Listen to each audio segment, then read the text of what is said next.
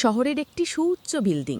ভোরের সূর্যোদয়ের উজ্জ্বল আলো ধীরে ধীরে চারদিকে ছড়িয়ে পড়ছে।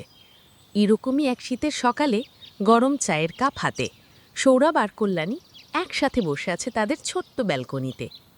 ঠান্ডা হাওয়ার মাঝে কাপ থেকে ধোঁয়া উঠছে, আর দূরের আকাশে লালচে রঙে রাঙা সূর্য ধীরে ধীরে শহরের দিগন্তের উপরে উঠে আসছে।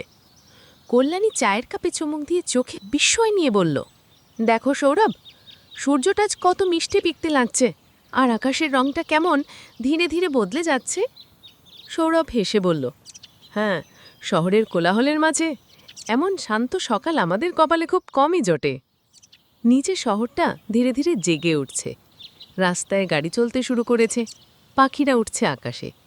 এই দৃশ্য দেখে সৌরভ বলল, এই ব্যস্ত জীবনের মাঝেও যদি এমন কিছু মুহূর্ত বারবার পেতাম।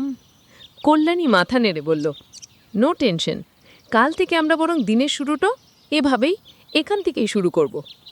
সেদিন ওদের চোখে ছিল প্রশান্তি, আর মুখে ছিল ভালোবাসার উজ্জ্বল হাসি।